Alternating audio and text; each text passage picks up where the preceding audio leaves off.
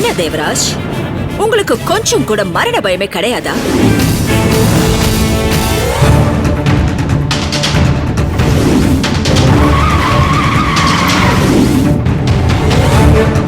பிரபல வழக்கறிஞர் தேவராஜ் கார் விபத்தில் மரணம். எல்லா பேப்பர்லயும் டிவிலயும் நியூஸ் வர வைக்க வேண்டியது ஏன் பொறுப்பு?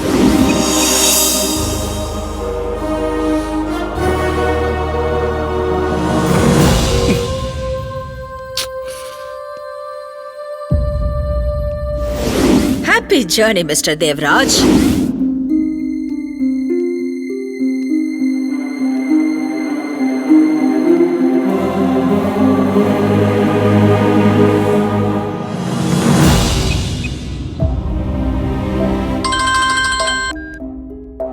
சங்கர், சாரி தேவா, நான் கமிஷனரோட மீட்டிங்ல இருந்தேன். போன் சைலண்ட்ல இருந்துச்சு. உன் மிஸ்ட் கால் பார்த்தேன். என்ன விஷயம் தேவா? மினிஸ்டர் சகுந்தலா தேவிக்கு எதிரா நான் பொதுநல வழக்கு போட்டிருக்கேன்ல, ஆமா, அதை வாபஸ் வாங்க சொல்லி மினிஸ்டர் என்ன மிரட்டுறாங்க.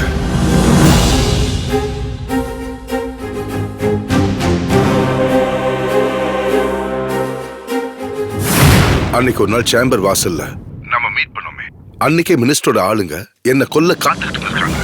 நல்ல வேலையா அப்ப நீ அங்க வந்ததும் ஒன்ன பார்த்ததும் தான் அவனுங்க எஸ்கேப் ஆயிட்டாங்க.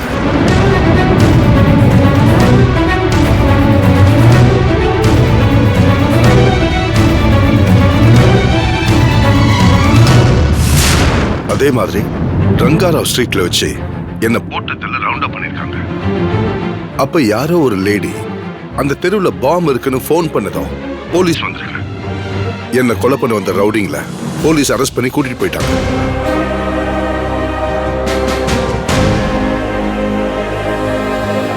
இன்னைக்கு மினிஸ்டரோட ஆளுங்க என்ன வண்டியில விரட்டிட்டு வந்து கொல்ல பார்த்தாங்க.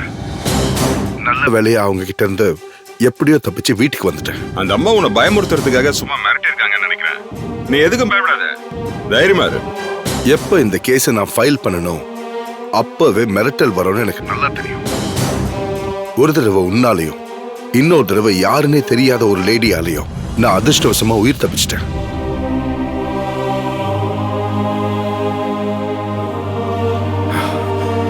ஆனா இன்னைக்கு என்ன சுத்தி வளைச்சு திடீர்னு கார்னர் பண்ணதும் நான் கொஞ்சம் டென்ஷன் ஆயிட்டேன். நிச்சயம் இன்னைக்கு எனக்கு ஏதோ ஆயிடும் நினைச்சேன்.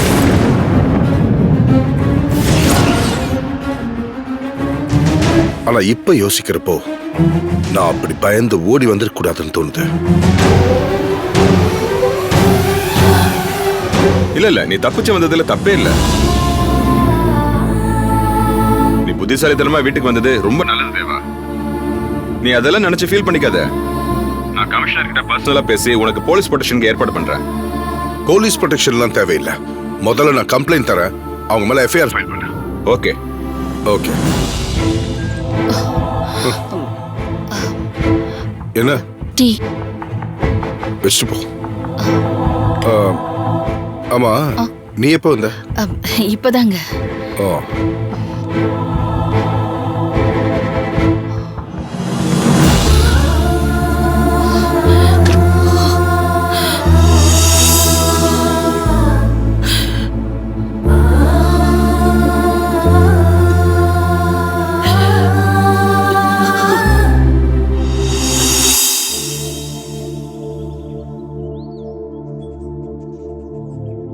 காஃபி. அண்ணி, காஃபி எடுத்துக்கங்க அண்ணி.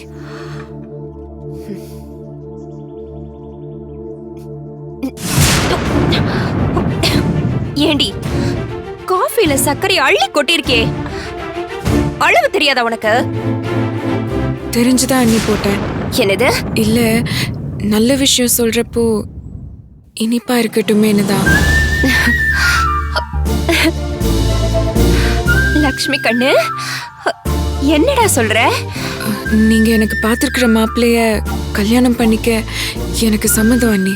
ஐயோ யோயோ, ஏ ராசாத்தி, இப்பதான் என் வயித்துல பாலை வாத்திருக்க. இனிமே பாரு, நம்ம குடும்பம் ஓஹோ நீ எங்கேயோ போகுது. எனக்கு தெரியும் லக்ஷ்மி, நீ புத்திசாலி பொண்ணு. இப்படி ஒரு நல்ல முடிவு தான் எடுப்பேன்னு எனக்கு நல்லா தெரியும். இவதான் எதுக்கும் லாய்க்கு இல்லாத உதவாக்குற தத்தி புண்ணாக்காச்சி. ஊர் உலகத்துல இவ்வள மாதிரி படிச்ச ஒவ்வொருத்தையும் மாசமானா 20,000 30,000 சம்பாதிச்சு கொண்டு வந்து கஷ்டப்படுற குடும்பத்தை தூக்கி நிறுத்துறாங்க. என் தங்கம், இந்த குடும்பத்தை காப்பாத்த வந்த கொலசாமி நீ. என்ன நடக்குதுங்க? என் கண்ணையே என்னால நம்ப முடியலையே. தாத்தா, வனிதா, கொஞ்சம் வாங்களே, சீக்கிரம் வாங்க. தோ வந்துட்டேனா. வாங்க வாங்க. அண்ணா, என்னண்ணா? வனிதா, இங்க பாரு. எங்கேயாவது ஹீரோயினிய வில்லி செல்லன்னு கொஞ்சம் பாத்திருக்கியா? இல்லையே. தாத்தா, கொஞ்ச நேரத்துக்கு முன்னாடி நீங்க இங்க வந்திருந்தா அந்த கண்கொள்ளா காட்சியை பார்த்திருக்கலாம். மல்லிகா, எப்போ நீ லட்சுமி கிட்ட இதே மாதிரி பாசமா இருக்கணும். அப்படி மட்டும் நீ இருந்துட்டேனா இந்த உலகத்துல அதை விட எனக்கு சந்தோஷம் எதுவுமே இல்லம்மா.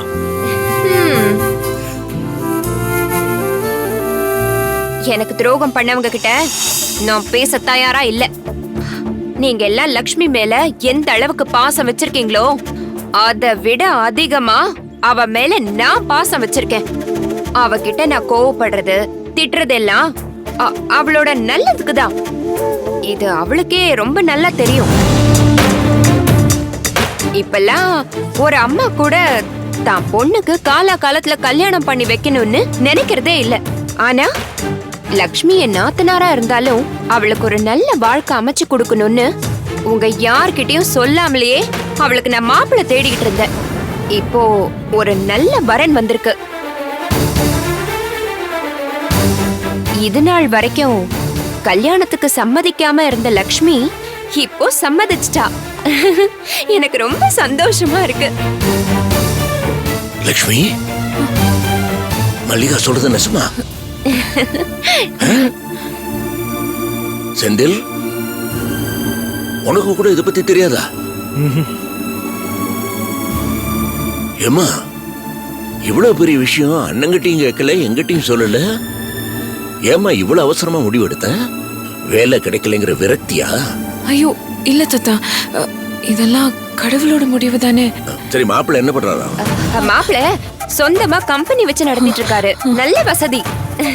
ஏங்கா, மாப்பிள்ளையோட போட்டோவை பாத்தியா? உனக்கு பிடிச்சிருக்கா? எல்லாம் பார்த்து பிடிச்சுதான் அவ சரின்னு சொன்னா. அந்த போட்டோ எங்க இருக்கு காட்டுங்க பாக்கலாம். அதோ இங்கதான் எங்கயோ வச்சேன். அதான் பொண்ணு பார்க்க மாப்பிள்ளை இங்க வருவார்ல, அப்போ நேர்லயே பாத்துக்கலாம். அம்மா, பொண்ணு பார்க்க நல்ல நாள் எதுன்னு பாத்துட்டியா? அதெல்லாம் நல்ல நாள் பார்த்து தானே பண்ணணும். அவசரப்பட்டா எதுவும் பண்ண முடியாது. ஏமா, நான் வேணா உங்ககிட்ட பேசி பார்க்கட்டுமா? ஐயோ தாத்தா, உங்களுக்கு எதுக்கு சிரமம்? அதான் அண்ணியே எல்லாம் பாத்துக்கிறேன்றாங்களே. எனக்கு கிச்சன்ல வேலை இருக்கு, அதுக்கப்புறம் கோயிலுக்கு வேற போகணும். நான் போறேன். இருக்கா, நானும் வரேன்.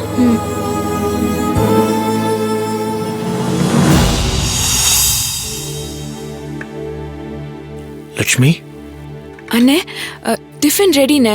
நீ போய் உட்காரு, நான் எடுத்துட்டு வரேன். இருக்கட்டுமா லட்சுமி.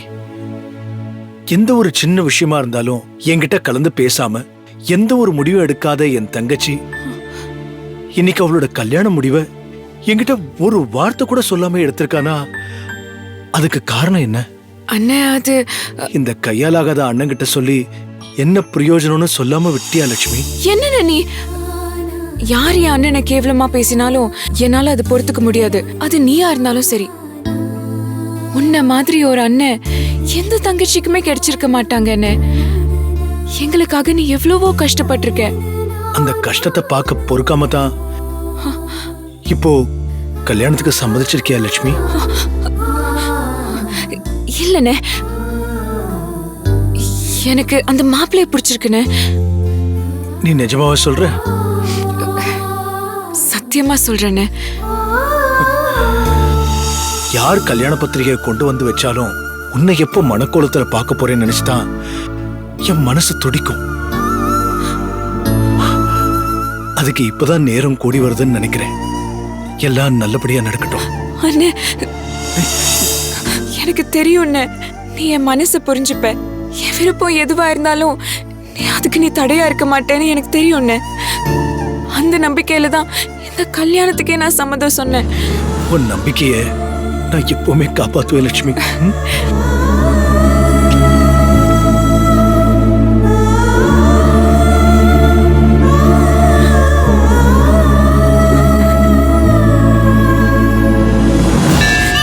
ஓம் அம்மையே போற்றி, ஓம் அனுகிரக மாரியே போற்றி, ஓம் அங்குசபாசம் ஏந்தியவளே போற்றி, ஓம் ஆதி பராசக்தியே போற்றி, ஓம் இடரை கலைவாய் போற்றி, ஓம் ஈஸ்வரி தாயே போற்றி, ஓம் ஈடினை கலைவாய் போற்றி, ஓம் ஈகை மிக்கவளே போற்றி, ஓம் உமையவள் தாயே போற்றி, ஓம் எட்டு திக்கும் வென்றவளே போற்றி, ஓம் ஏகாந்த முத்துமாரியே போற்றி, வழிகாட்டுபவளே போற்றிவோம்.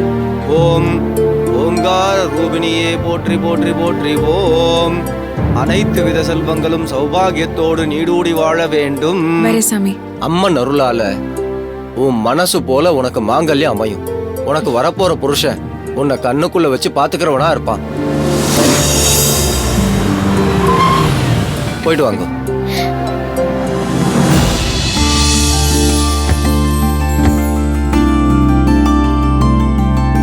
அது கூட என்கிட்ட பூஜை சாமான் எல்லாம் இருக்குல்ல? இருக்கா நீ அண்ணி, நான் இங்கே இருக்கேன். கோயில் வாசல் வரைக்கும் வந்துட்டு உள்ள வராம இருந்தா எப்படி? வா, சாமி கும்பிட்டுட்டு போலாம். சரி.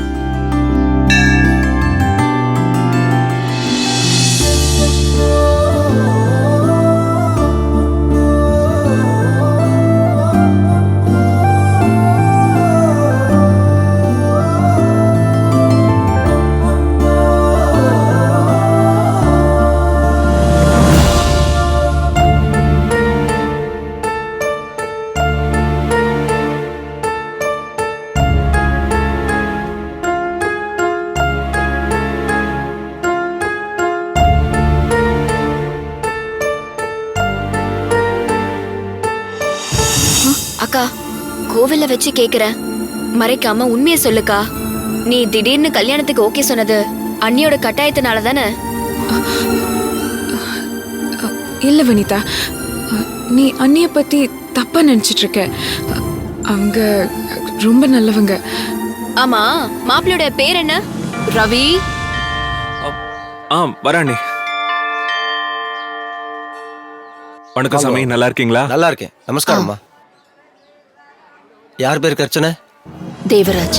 தேவராஜன் என்ற பெயருக்கு சகல சௌபாகியங்களும் கிடைத்திட அம்பிகையின் அருள் கிடைத்திட வேண்டும். ஓம் அம்பிகையே போற்றிவோம். ஓம்கார ரூபிணியே போற்றிவோம்.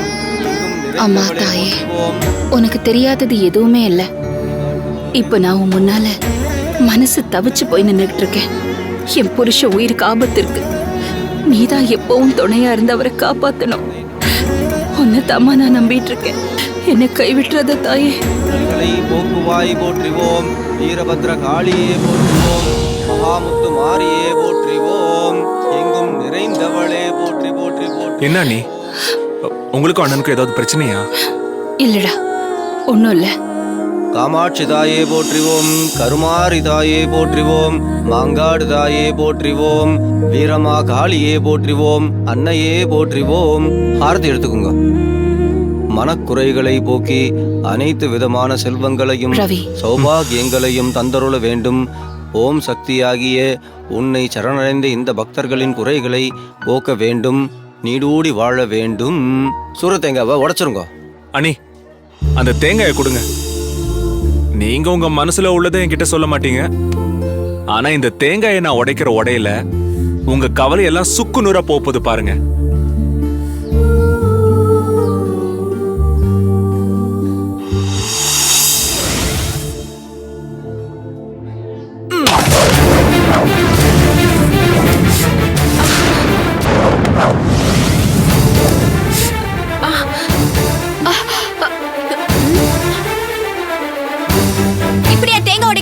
நான் என்ன உங்க மேலயா தேங்காய் உடைச்சேன்? கோயில்ல தானே தேங்காய் உடைச்சேன். அந்த தேங்காய் உங்க மேல வந்து விழுந்தா அதுக்கு நானா பொறுப்பு? செய்யறதையும் செஞ்சுட்டு எகத்தால பேசுறீங்களா? வனிதா, கொஞ்சம் சும்மா இரு.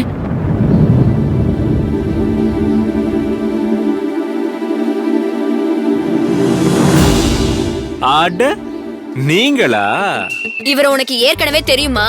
நல்லாவே தெரியும். ஏங்க அது எப்படிங்க?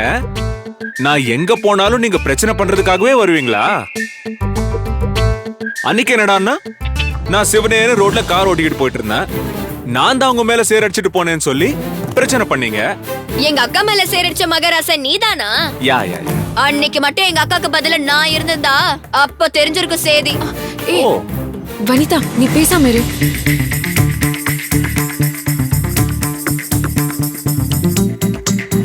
உங்க தலையில அடிச்ச சத்தியம் பண்ணிருப்பேன். இப்பதான் எனக்கு உயிரே வந்த மாதிரி இருக்கு. ரொம்ப தேங்க்ஸ் சார். வாழ்க்கையே தொலைச்சிட்டு நிக்கிறது தான் எப்பவும் எங்க குடும்பத்தோட வழக்கம். அந்த மாதிரி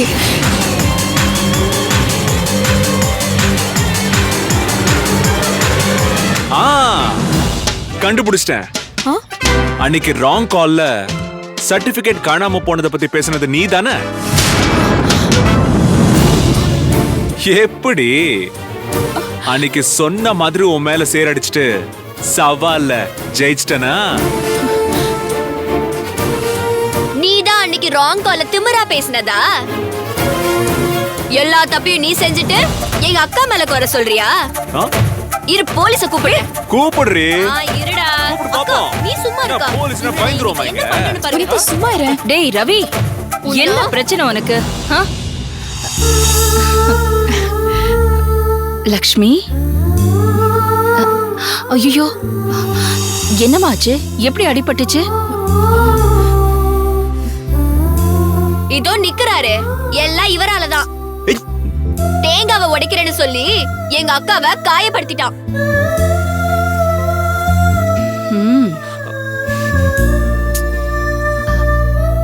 சாரிமா.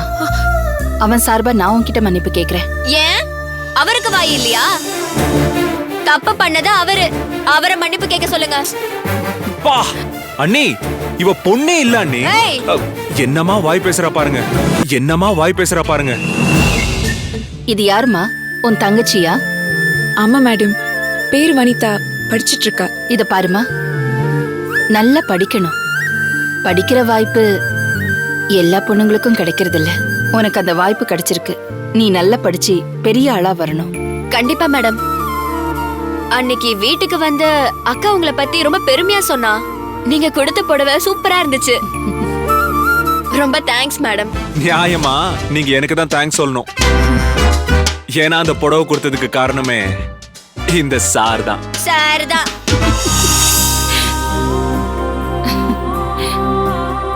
ஐயோ, இன்னும் ரத்தம் வந்துகிட்டே இருக்கு. டேய் அண்ணி, உன் கர்ச்சீஃபை குட்ரா. குட்ரா.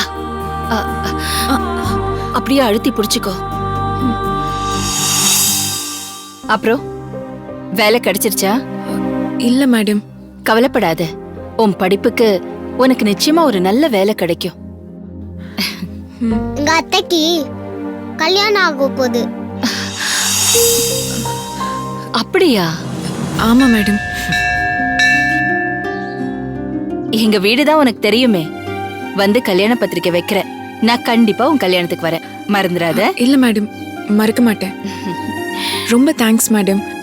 உண்மையா சொல்லணும்னா இங்க வரப்போ மனசுல ஒரு பெரிய பாரத்தோடு தான் நான் வந்தேன்.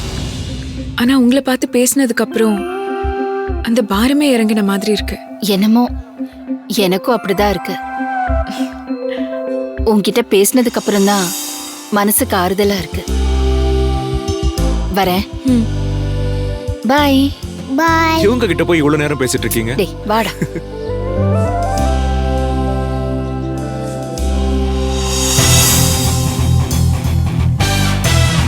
ஏய், கர்ச்சீஃப் என்னோடது, ஜாக்கிரதை.